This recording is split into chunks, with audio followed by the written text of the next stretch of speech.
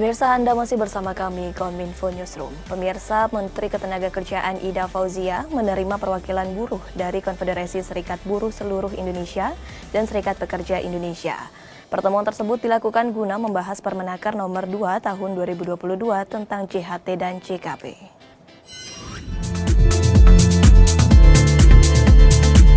Menteri Ketenagakerjaan Ida Fauzia menerima sejumlah pimpinan serikat pekerja dan serikat buruh untuk berdialog terkait terbitnya Permenaker Nomor 2 Tahun 2022 tentang tata cara dan persyaratan pembayaran manfaat jaminan hari tua atau JHT. Dalam dialog itu Menaker mengatakan kebijakan Permenaker Nomor 2 Tahun 2022 secara resmi akan diberlakukan pada 4 Mei mendatang. Selain itu Menaker juga menyebut pemerintah telah menyiapkan modal awal dan iuran peserta untuk program JKP sebesar Rp6 triliun dan Rp823 miliar. Manfaat JKP bisa diakses masyarakat melalui pasker.id, termasuk di dalamnya informasi pasar kerja, serta pelatihan dan peningkatan keterampilan. Permenaker Nomor 2 Tahun 2022 disebut Menaker sebagai momentum bentuk kepedulian pemerintah dengan perlindungan para pekerja atau buruh di masa pensiun nanti. Lebih lanjut, JKP dalam Permenaker 2 Tahun 2022 bertujuan melindungi pekerja dari risiko PHK. Menurut kami tepat karena kita sudah memiliki bantalan berupa JKP. Program ini Bapak Ibu kalau dibilang belum jelas karena memang efektif pada Februari 2020. Pemerintah sudah meliur sebagai dana awal sebesar Rp6.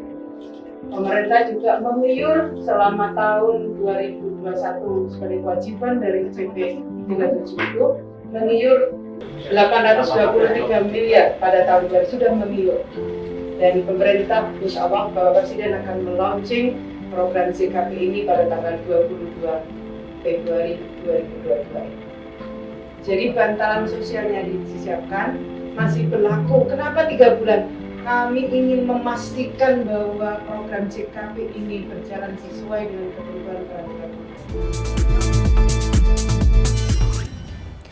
Setelah melewati uji kelayakan dan kepatutan, Komisi 2 DPR Republik Indonesia mengesahkan 7 anggota KPU dan 5 anggota Badan Pengawas Pemilu periode 2022-2027. Penetapan ini disampaikan pada rapat paripurna DPR ke-16 Jumat 18 Februari 2022. Ketua Komisi 2 DPR RI Ahmad Doli Kurnia Tanjung mengatakan, terpilihnya anggota KPU dan 5 anggota Bawaslu berdasarkan beberapa pertimbangan, yaitu dari pertimbangan objektif hingga pertimbangan politik yang dilakukan secara musyawarah dan mufakat, tidak melalui mekanisme voting. Selain itu, telah melalui serangkaian proses dialog dan perdebatan panjang, akhirnya diputuskan anggota KPU dan Bawaslu periode 2022 hingga 2027. Adapun 7 komisioner KPU masa jabatan 2022 hingga 2027 terpilih adalah Betty Epsilon Idros, Hashim Asyari, Muhammad Afiduddin, Parsadaan Harahap, Yulianto Sudrajat, Idham Holik, dan August Melas.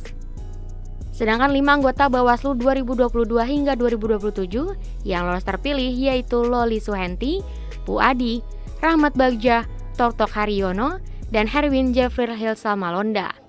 Doli menambahkan nama-nama anggota KPU dan Bawaslu yang telah terpilih oleh Komisi 2 DPR ini nantinya akan diberikan kepada Presiden Joko Widodo untuk bisa dilantik.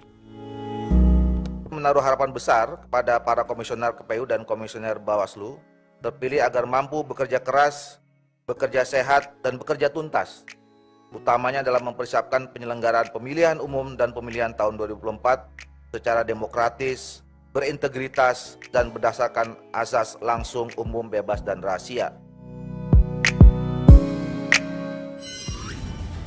Pemirsa, Menteri Perdagangan Muhammad Lutfi meninjau harga dan stok bahan pokok jelang Ramadan di Makassar, Sulawesi Selatan. Mendak menjamin harga barang kebutuhan pokok pada saat Ramadan dan Lebaran tahun ini akan relatif stabil.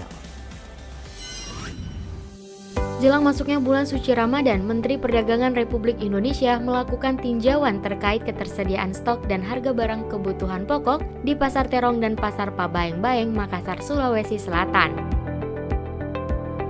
Hal lain yang menjadi tujuan kunjungan Menteri Perdagangan adalah untuk memastikan harga minyak goreng dari tingkat distributor ke konsumen baik kemasan sederhana, premium, dan juga curah.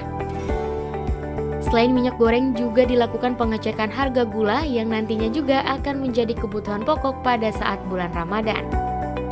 Untuk harga gula yang dijual di kedua pasar tersebut masih terbilang stabil.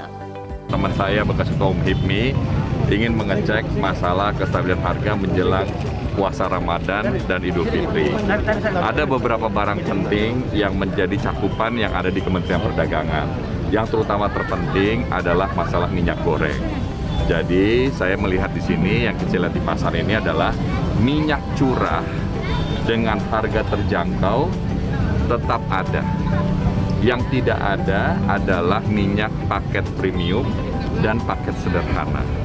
Ini memang kelancaran operasinya itu kemarin terganggu, baru mulai lagi hari Selasa kemarin. Mudah-mudahan paket premium ini akan datang dengan merek Vilma pada siang hari ini di pelabuhan. Dan saya akan meminta kepada distributor untuk menyebarkan pada kesempatan pertama. Pemirsa, Indonesia dihadapi persoalan sampah semakin kompleks dan perlu upaya berkelanjutan. Untuk itu, Kementerian Lingkungan Hidup dan Kehutanan mengajak seluruh masyarakat untuk meningkatkan kampung iklim guna menekan emisi gas rumah kaca.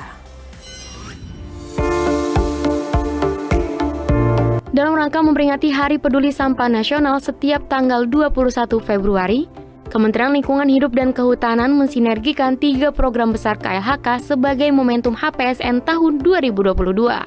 Direktur Jenderal Pengelolaan Sampah, Limbah, dan Bahan Beracun Berbahaya, Rosa Vivin Ratnawati menyatakan, tema Hari Peduli Sampah Nasional atau HPSN tahun 2022 menyinergikan 3 program utama, yaitu pengelolaan sampah, pengendalian perubahan iklim dalam hal pengurangan emisi di program Kampung Iklim, serta perhutanan sosial. Lebih lanjut, Ditjen Pengendalian Perubahan Iklim serta Ditjen Perhutanan Sosial dan Kemitraan Lingkungan KLHK telah memulai dengan bekerja di lapangan untuk membangun desa yang masuk program Kampung Iklim di Bali.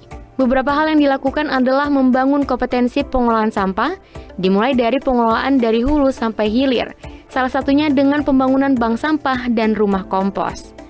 Oleh karena itu, pihaknya meminta seluruh elemen ikut serta secara langsung dalam penanganan sampah, guna memberikan manfaat peningkatan kesejahteraan masyarakat serta pengurangan risiko bencana akibat perubahan iklim.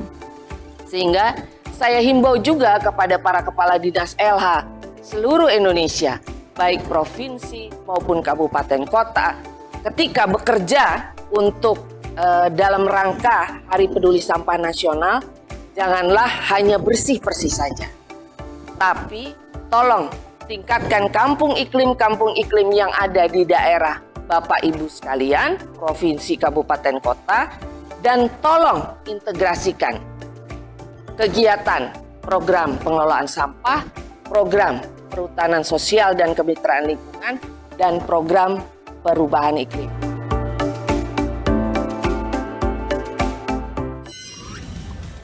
Dalam pertemuan dengan para Menteri Luar Negeri di Kamboja, Menteri Luar Negeri menegaskan pentingnya implementasi 5 poin konsensus ASEAN tentang Myanmar. 5 implementasi ini penting untuk stabilitas dan perdamaian di kawasan Asia dan bagi kredibilitas ASEAN.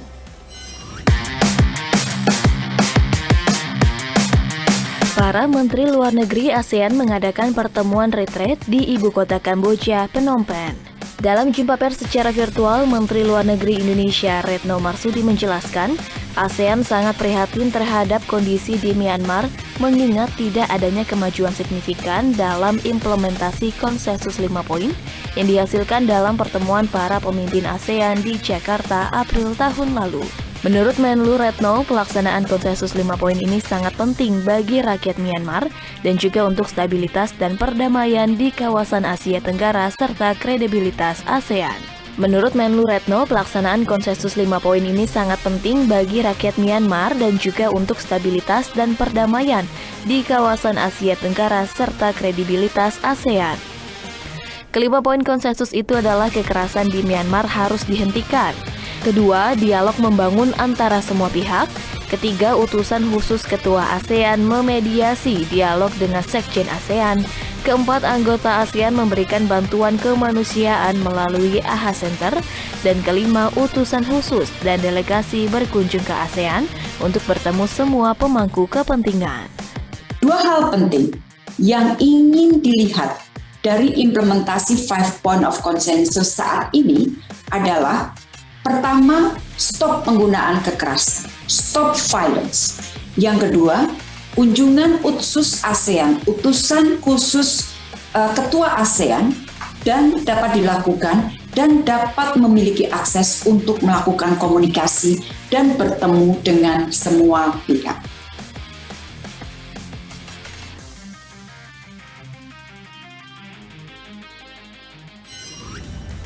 Pemirsa, di segmen berikutnya Kominfo Newsroom segera kembali dengan informasi program Kotaku yang digalangkan oleh Kementerian PUPR. Tetaplah bersama Kominfo Newsroom.